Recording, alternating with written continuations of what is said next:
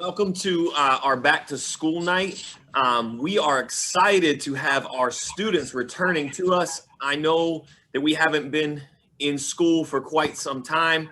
And so there's some anxiety and some uncertainty around what this is going to look like and some questions that you guys may have. So we want to make sure that we're here to answer all your needs this evening. Okay. If you don't know me, I am Dr. Fuga. I am the principal, the proud principal of Neal Middle School. This is year 6 for me at Neal. Some of you may know me and have interacted with me in previous years. Some of you may be new 6th grade families or just new families to Neal. And before we begin, I do want to say thank you to Ms. Benton, Ms. Hable, Ms. V, Ms. Jimenez, Ms. Lewis, Ms. Miller, for putting together this opportunity to kind of share some information with you guys. All this stuff, the organization of the videos that we have on our website that you can go to see some of the stuff that we're going to be discussing was all done by that team. And I really am grateful for them. I also want to thank the admin team as we've been preparing a lot. It's been a lot to prepare to make sure that everyone feels safe and comfortable while also making sure the learning environment is ready and engaging for our kids. The admin team, Mr. Covington, Mr. Biggs, Ms. Scott and Ms. Hannah have done a great job, along with Dr. B and our instructional coaches, Ms. Lewis and Ms. McNeil, of getting our staff ready to go. So I just want to say thank you to them as well before we get started, and then let everyone introduce themselves.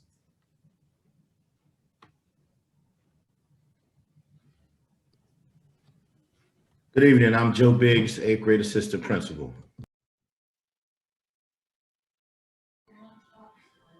Good evening, I'm Terrence Covington. I'm the 7th grade assistant principal. And I am Tiffany Scott, 6th grade assistant principal. All right, and I am I'm Ashley Bennett, 8th grade school counselor, and I am excited to just present some information for you all before we get to a Q&A session at the end, so that if you have specific questions that aren't answered, they can hopefully be answered. I will be tag teaming with Ms. Hable, who can introduce herself as well. Do you want to introduce yourself, Ms. Hable? Hi, everyone. I'm Ms. Hable. I work with 7th grade as the school counselor. All right, so this evening, the idea is to help you guys feel as informed and comfortable as we can right now. We also have an interpreter who is able to translate in Spanish. Dr. Fuga, are you able to? Yes. Para las familias habla español, es importante tiene un interpreter. I don't know what the word is for interpreter. Jimenez, what's the word for interpreter though? Traductor. Intérprete. There you go. Intérprete. Perfecto. Muchas gracias. You're welcome. All right, perfect. So a lot of the information we are going to share with you tonight is going to be based off of some questions we have been receiving as staff members or that we have been hearing. And so we're going to give some general information just about school hours, the calendar, how everyone has been working to really try to make sure that school is as safe for everyone as possible. If you have questions, there's going to be someone in the chat that you can write those questions to. And at the end, we'll have a little Q&A with the administrators who can give us some more information and can share what we are able to right now about in-person learning. So if you guys could just make sure that you are on mute, that would be great. And we'll get started. All right, so this first part is really going to apply to all students. So it is not only in-person students that are going to be impacted by this.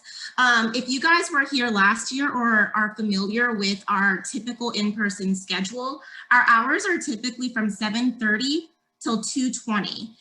While we were in the virtual setting, we were starting at 8 o'clock. But it is now going to go back to 7:30. So this is very important because even if you did not choose to come back into to in-person learning, or if you are having those days where you're not at school, you are still going to start at 7:30. So if you can see here, how the schedule time will change a little bit. This is an 8th grade schedule. So typically Discovery was at 8 o'clock in the morning. It is now going to be at 7:30. So if you are a car rider, please make sure that you are getting your kids to school at that time. Another change, because the times are shifting a little bit, our lunch is now going to be from 11:30 to 12:20.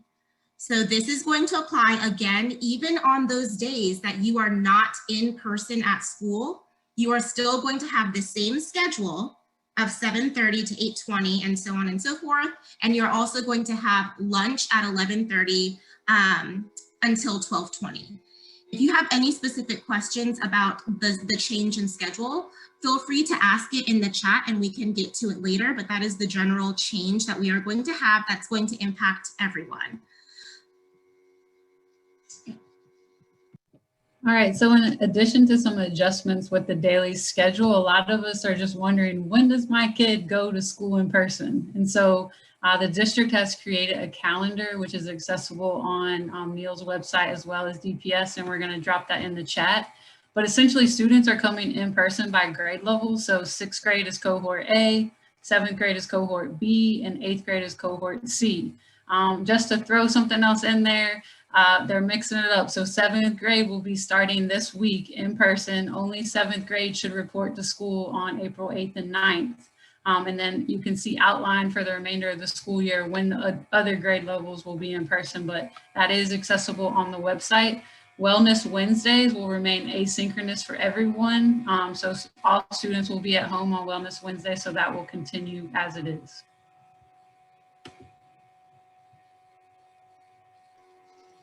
So again, I know that there have been a lot of questions about the cohort, 6th grade cohort A, 7th grade cohort B, 8th grade cohort C. So one thing that is going to be very important is going to be the screening that happens for all staff members and students before coming and entering the school. So I'm going to show a little video of what the screening questions are, and then I'll give you a little bit of information about how you can make sure to access it before you get to the school building to make sure that everything is going as efficiently and effectively as possible. Before you even get to school, you're going to want to fill out the symptom assessment survey. This will be sent to your DPS email, where you will have to answer 4 questions. These 4 questions will ask you if you've been in contact with anyone with COVID, having any symptoms that are related to COVID, have been diagnosed with COVID, or have been told by a physician if you should avoid other people because of COVID concerns. If you receive the green check mark, it means that you have passed the survey and can go to school. All right, so again, if you can make sure to complete that screener before you get to school, that would be great. There are 3 ways you can access the screener. One is using the link that is going to be placed in the chat. It is also on our school website. You'll see on the front page, if you scroll down just a little, it's going to say something called like symptom screener. You can click there, type in your student's user ID, and then you can answer those questions. And once you receive that green check mark, that means that you are good to go. Another way that you can access it is in the email. So every morning, your child is going to have an email sent to them with a personal link that allows them to fill out the screener. So there is also going to be an option of doing a QR code if you do happen to not get to it before you get to the school. But again, it would be amazing if you could do it before you even get your child on the bus or before you drop them off or come to the school, because if they do not have a green check mark, you are going to have to take your child home. So another part of the screening process is going to also be a temperature check. So staff members are getting this, students are getting this. If your child has a temperature of 100.4 or higher, they are going to have to get sent home. This is going to be important to note for parents, especially if you have siblings. So if one of the children, if a child does not pass the screener, all kids from that household, all siblings from that household will have to be notified to be picked up and sent home. So that means if you have like a child at Southern as well as Neal, and the child at Southern does not pass that screener, the Neal student would also have to go home until we make sure that the negative test results are presented. So this is going to be very important. Again, we are excited to have the students in the building, but we also want to make sure that everyone is safe. And so this is something staff members are doing, and this is something that the students will also be asked to do as well. So please get this done before dropping your child off at school. All right, so in addition to the health screener, we're going to talk a little bit about drop-off procedures as well as bus transportation. You should have received your bus information as well as the bus attestation form in the mail. This form is required to ride the bus for the first day, and it's available in English and Spanish. We'll put those links in the chat if you need to access them. We currently don't have the bus information at the school level, and I know Dr. Fugit can speak to this more if necessary, but you will need to direct transportation questions directly to their number, which is listed here, as well as there's the Here Comes the Bus app that you can use, and there's an online tool on Durham Public Schools website where you can put in your student's last name and their student ID to look up their bus stop information. So those are things related to the bus. And then we're gonna take a look at a couple videos that show the procedures for entering the bus as well as dropping off as a car rider. As a bus rider, you need to make sure that you have your mask fully on before entering the bus. Then you're going to take your temperature, either by showing your wrist or your forehead to the automatic thermometer. If your temperature is less than 100 degrees, you are safe to enter the bus. To find your seat, go to the last available seat on the bus and slide into the window. Do not leave your seat for the entirety of the bus ride.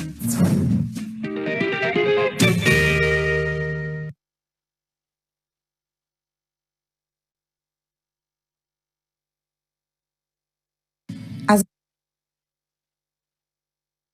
a car rider, when you arrive at school, you are going to stay in your car and roll down on your window. Then someone will come to meet you and take your temperature. If your temperature is below 100 degrees, you are allowed to show your survey response with the green check mark that came up after you took the survey and answered no for all 4 questions. If you had not been able to complete the survey before you got to school, someone will come up to your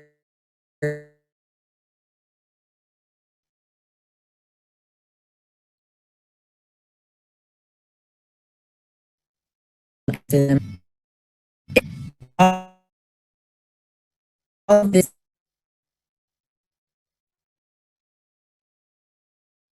and answering no, you are able to. However, if you fail any of the requirements, the survey or the temperature check, you are not allowed to come into school and you will be remote learning at home that day.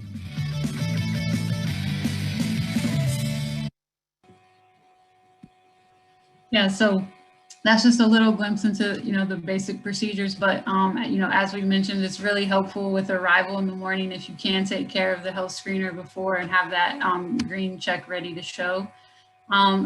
In addition to transportation, in terms of layout of the building to abide by certain health regulations and social distancing, there have been some changes with classrooms location. So room numbers and things listed in a Power School schedule will not necessarily match where your student will be located in the building when they are in person. And so our staff are going to be all hands on deck to help direct students where they need to go. We're going to have rosters posted as they return in person so they know where to go. And especially I know for our 6th graders who have really never been in our building, we're going to need to assist them the most. But as I mentioned, staff and rosters will be posted to help students get where they need to be. In addition to schedules, please make sure that your student is bringing their DPS issued Chromebook and charger when they do come in person. Personal laptops cannot be used. Those won't sync with our network. And if you don't already have a DPS Chromebook, you can get those from the school or, say you've been having some issues with your device lately at home, we can correct those at the school when your student is in person. As a cohort. All right, so I know some questions have come in about procedures. What is the actual day going to look like when your child is in the building or when you are in the building? So we created, just like those transportation videos, we have videos in this link that will be dropped in the chat. There are lunch procedures, there are hallway procedures. You'll see when you get to the school that there have been so many people that have been so hard at work really trying to make sure that we have things laid out and markers available to make sure that we are safely distanced. And so you'll see some of those in the video. So if you have questions about specific procedures and what the day might look like, I encourage you to go ahead and check out the videos. And then if you have any follow-up questions, you can feel free to reach out to a staff member. You can reach out to a counselor, a teacher, anyone that you feel comfortable with. And I also want to note that water fountains are going to be off. I know the temperatures have been rising, and especially coming from being at home where you have access to all of these things to being at the school building. If you feel like your child or you are going to want to have water throughout the day, you will have to bring it from home. You'll have to bring your own bottle because you will not have access to water fountains. Again, it's to just make sure that we are being safe. That would be a really high contact area. And so we want to just make sure that we are eliminating those factors. And so overall, in terms of safety, we are asking that you just make sure to please complete that screener before you have your child get on the bus or drop them off at school. We are going to have, it's not going to look like pre-COVID where people might be transitioning more often than now. So we're going to have some reduction in traveling around the school. So that should be something to consider. And when you're traveling, making sure that you're maintaining that 6 feet distance, which again, we have markers at the school. So we are also, again, making sure that you are keeping that 6 feet apart and then wearing a mask. There's also a video about how to properly wear a mask, making sure it's covering your nose, making sure it's covering everything again, to make sure that during this learning process that everyone is as safe as possible. So everyone will have to wear a mask, minus lunchtime, of course. And then again, just come prepared to learn. We're excited to see you guys, to see the students. We've missed you all. And we just want to make sure that we are doing it in the safest way possible. Yeah, so we're gonna get ready to move into a Q&A time where we'll answer some questions that have been dropped in the chat, as well. If there's any remaining lingering questions, we can address those. But before we get that, I just wanted to note we do have some additional contact information. So the transportation numbers there, as well as if your child has an IEP, direct those to your child's case manager. And we have a nurse Smiley, so any health-related concerns, medication questions can be directed to her. And then if you just need some general support about where to start, you can always contact your grade level counselor. So we're gonna move into the Q&A, so I'll pass that along to our moderators and Dr. Hugo. Awesome, thank you so much, Ms. Benetton and Ms. Habel for showing us all the awesome things about returning to school. My name is Miss Miller. I'm a 6th grade math teacher, and I'm going to be reading questions to Dr. Fuga for some answers. So one big question was if they didn't fill out a form to return to school, can they choose to come to school, and how do they do that, if so? Yes, that is an option if you have not completed the survey that was sent out to all DPS families. Hold on one second.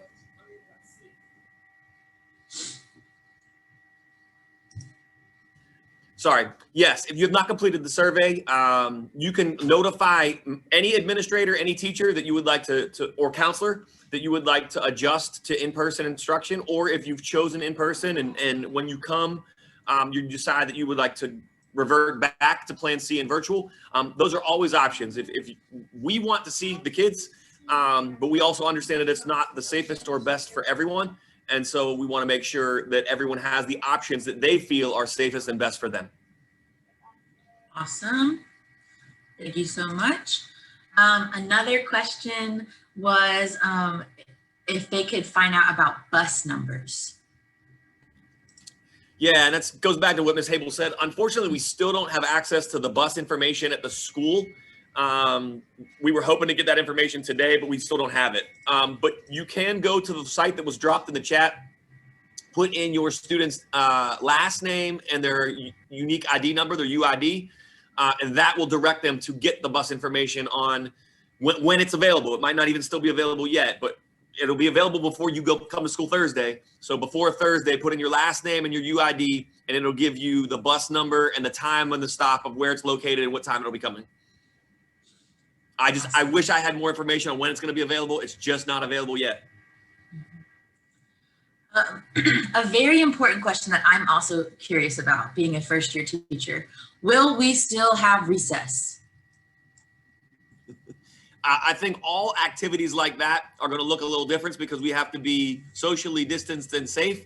Will there be time built in, like during lunch, if you have extra time for kids to go outside and take a mask break on nice days and socially distance, be safe and still be able to engage like that? Or are they going to be able to engage in safe social distance activities and health and PE? Yes, those opportunities will be provided, but everything is about safety first. And so we're going to take all the precautions necessary to make sure that we're safe and then implement those activities as we can. Sounds good to me. Then just the last one so far is wondering about the 2-day rotation versus the 4-day rotation that's offered. Yes, starting on the 12th, so not starting this Thursday and Friday, but starting on the 12th, if a student has an IEP, that student has the option to come all 4 days that we have in-person learning every week. Wednesdays are still Wellness Wednesdays, where students and staff are not in the building, so we can do some deep cleaning. But Monday, Tuesday, Thursday, Friday, if a student has an IEP and they so choose to have their student come 4 days a week, that is an option for all students with IEPs. Every other student who does not have an IEP is only able to come on the 2 days that their cohort is at the school. So if accidentally a student gets on the bus and comes on a day, we will ask the parent to come pick them up. Let's say a 7th grade student accidentally got on the bus on a 6th grade day. They get to school and they're like, I don't have an IEP, but can I stay? Our teachers really aren't able to accommodate that. And so we don't have enough coverage to cover everything else we need. And so we'll ask a parent to come pick up those students. Okay, we got a couple more questions. One was that some schools have been only going 3 days a week in other districts. Are we going to be going 5 days a week? No, we're just going, for the rest of this year, we're sticking with the 4-day-a-week schedule. And again, we dropped the calendar option in the chat. You kind of saw a picture of it. It's available on our website and the DPS website, so you can see your cohort with your grade level and what days that you'll be in for the rest of the year. As a school, we're only having kids in session 4 days a week, but again, goes back to each grade level cohort will only be 2 every week and a half. And then if your student has an IEP, they can come 4 days a week starting on the 12th, not until Monday, next Monday. Okay, perfect. How will DPS implement the EOGs? That's a great question. I think the State Department is trying to make sure that we can administer it virtually with also making in a way that has credibility, that, you know, people aren't able to cheat and do other things. And so they're trying to process how that's going to look now. We'll get more information later on as we approach the EOGs at the end of May for some more details on what that's going to look like.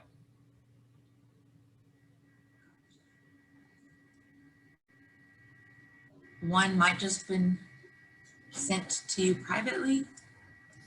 Oh, okay. So the question was, what is an IEP and how can they get one? It's an extensive process. An IEP is for students with disabilities. It's an individualized education plan. There's a referral process that goes through our MTSS and student support team. Then there's some testing that has to come in play, and some more information needs to be collected for the students to qualify for an IEP based on their disability. So that's what an IEP is. If you didn't know up till now, most likely you probably don't have one at this point. If it is something that you think that your student has some needs that they're not being serviced and have not had an IEP yet, that's something if you contact, again, your counselor, myself, or any administrator, or Ms. Watson, our MTSS coordinator, we can start that process to see if your student qualifies.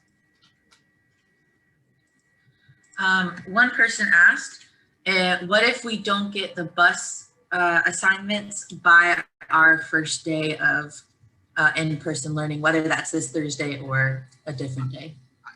Try your best to get in a car and be able to drive them to school at first. If you didn't fill out the form before spring break, odds are you're not going to get that information and get a bus route prior to Thursday or whenever the student comes next week. It takes about 7 to 10 days from you requesting that transportation for them to be able to make the routes. And so if you haven't already asked for transportation on the survey, plan on bringing your kid to school until we can get you that information, until transportation can get you that information, because that's a whole separate thing from Neal Middle School and all the schools. Transportation is a whole separate entity of Durham Public Schools. All right. So someone asked that, what if they miss the bus and parents can't drive them to school? Can they still join on Zoom? Yes. Everything is going to be a hybrid model. We don't want our kids that are at home or our kids that are in person to feel like it's that much different. So the teachers will be able to teach virtually. So they'll have kids in their classroom and be teaching to the kids that are virtual on their computers as well at the same time. And so those options will still be available throughout the rest of the school year. Ms. Benetton, could we show the calendar again? I'm getting a couple of questions about calendar things.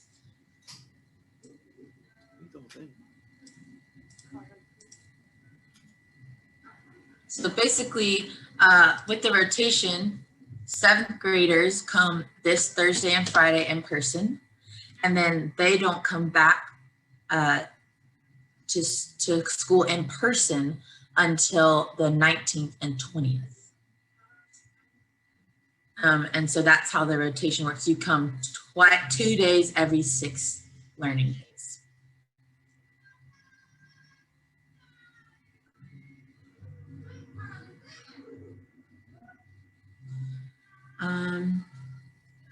We have 9. Oh my gosh, I'm so sorry, Dr. Fuga. I've just started answering the questions. Oh, you're good. Sorry about that. I have to do, the more that you guys, the better. It's great. You guys are doing great. We have 9 weeks left. We are just started the 4th quarter this week. So we have 9 weeks left. Our last day of school is June 4th. School ends at 2:20.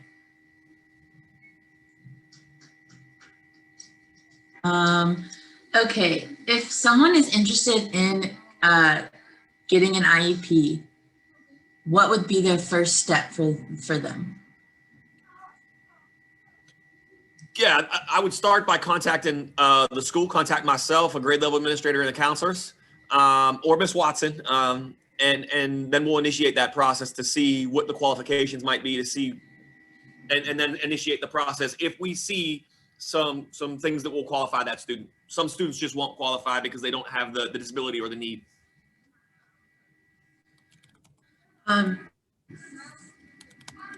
So there are still some bus questions. So how will they receive the information once it's available? They'll be able to go to the website that we put in there and just type in their name and their UID once it's available. Okay. Oh, Ms. Benetton, could you bring back the calendar real quick? And Ms. Lewis just put the bus information in again. So I figured we would have to sit outside first.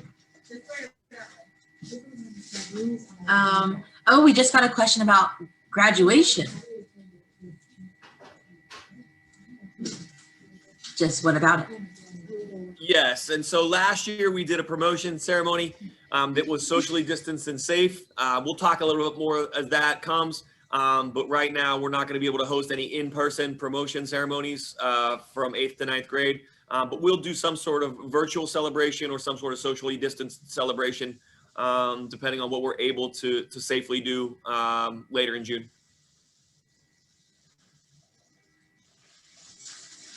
So just to clarify, the busing information, we're not sure when it will be available, but just check it daily. And yeah, the teachers will be understanding if things are a little chaotic at first. Like I said, I wish I had more information on transportation, but up until right now, we still have not received bus routes for kids. So we don't even know what kids are on what bus and what routes they are. We don't have that information. So I'd say just keep checking the website until right before your student comes. All it is a last name and the UID they've been using to log in this whole time. And then it'll give them that information once it's available.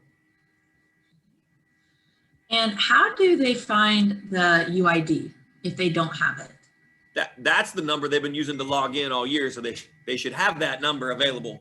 Okay. If for some reason it's been spring break and no numbers made it through the break, where should they look? They can get that number. The teachers have access to that. The counselors, anybody, we all have access to that information that can provide that for them. So they need to reach out to a teacher and say, "Hey, I forgot my number," and the teachers can give them those numbers. Okay. All right. One of my students asked a really great question. What do the sixth graders do if they're confused and don't know where to go when they get to school? That's going to happen. You guys haven't really had a chance to be in our building at all. Some of you might have had individual visits, or you might have siblings that have been in our school, so you might have been there a couple times. But with the room numbers and everywhere being different during this, we're going to have adults at every turn to direct kids. Once they go into the building, there's going to be posters up telling them where to go and adults directing them to get them where they need to be safely and socially distanced. Yeah, we're going to be there for y'all, making sure you're not lost or anything.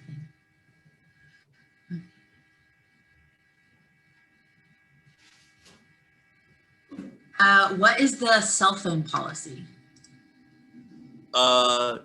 It shouldn't interfere with learning. Are they allowed to have them? Yes. And as long as they're not out and distracting them from what the expectation is for learning, that's fine. We know that families might emergency need to contact their kid. They can always contact the school, but we understand where we're at today, that kids have cell phones. That's fine, but they're not allowed to have them out in class and have it distracting them from learning. So they need to keep it in their pocket or in their bag.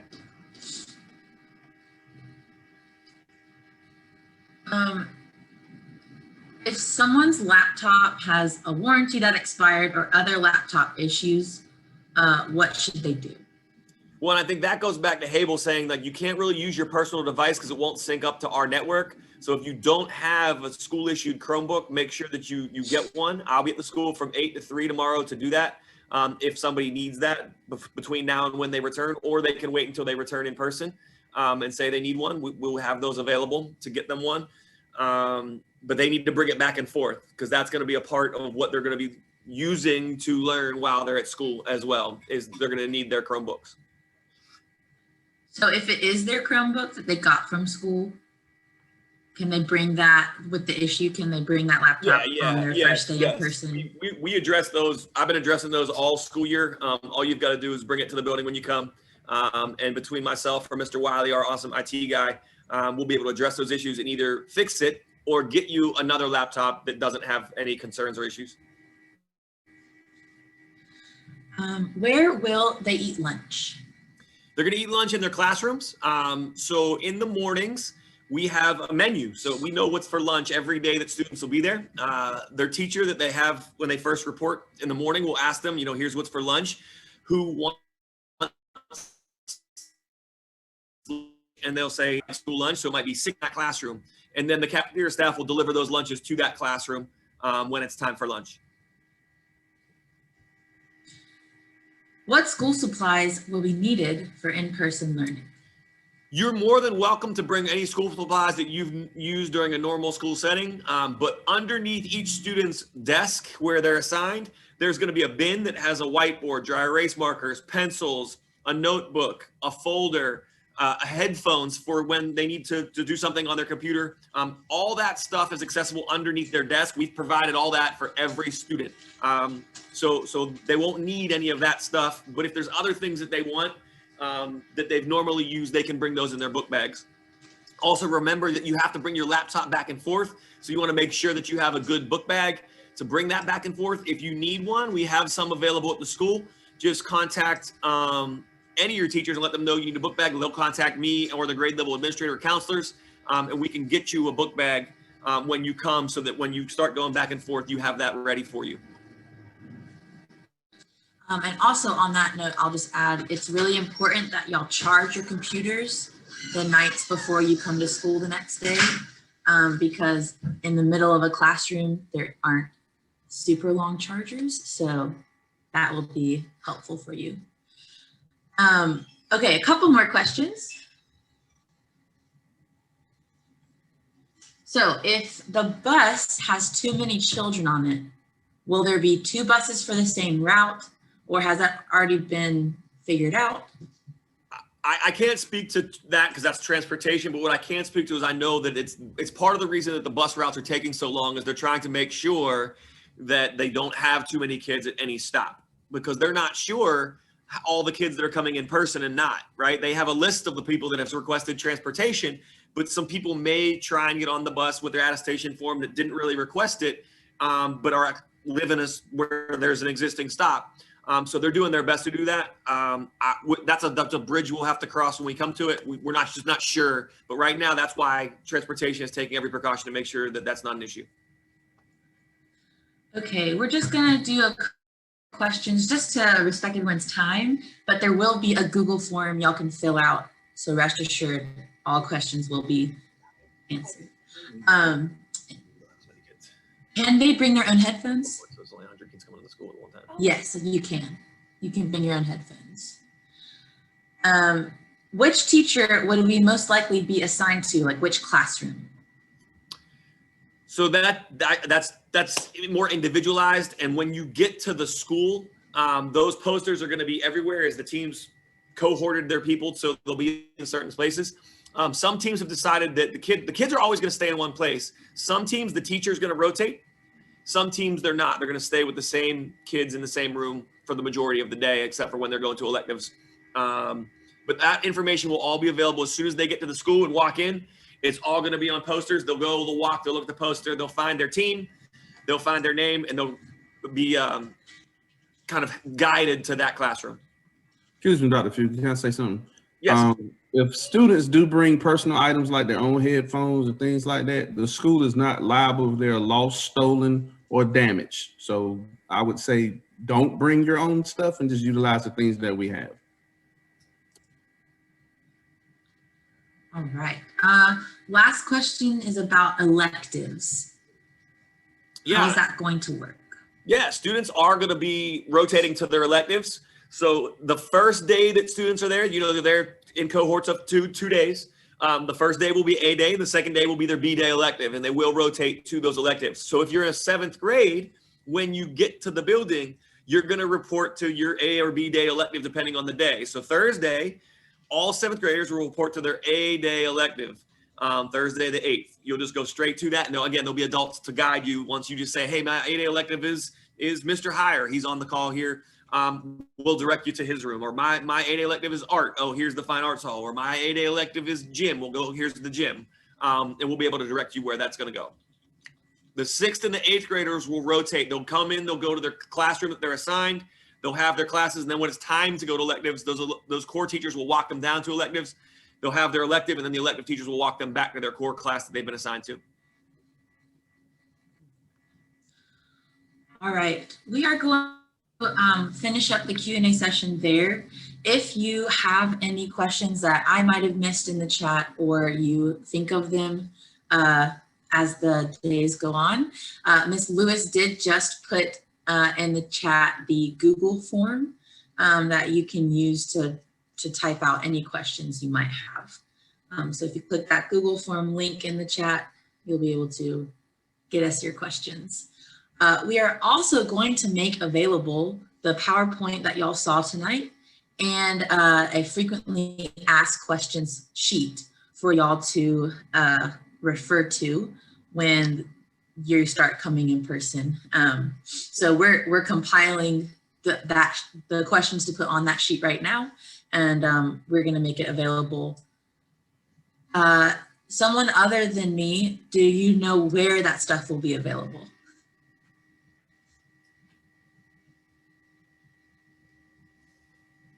So the PowerPoint should be available on our website. And we can also send it out, the counselors can also send it out via Canvas to all of the students for the Wellness Wednesday page. So all of the students will have it on their Canvas, and then it should also be posted on our website.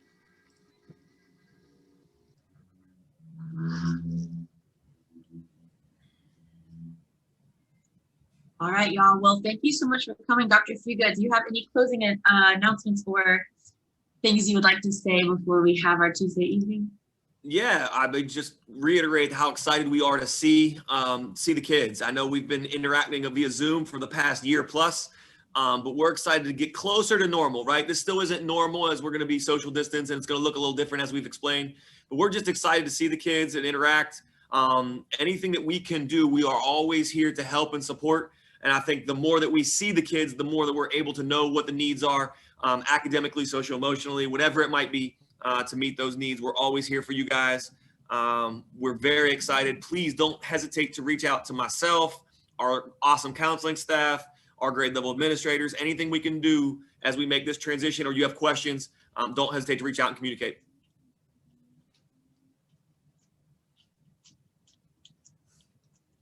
All right, thank you guys. That is all for our presentation this evening. Again, you will have access to the information. I know some people may have been getting off of work and signed on late. So if you missed anything, you will have access to this information. So I hope everyone has a great evening and we will see you guys soon.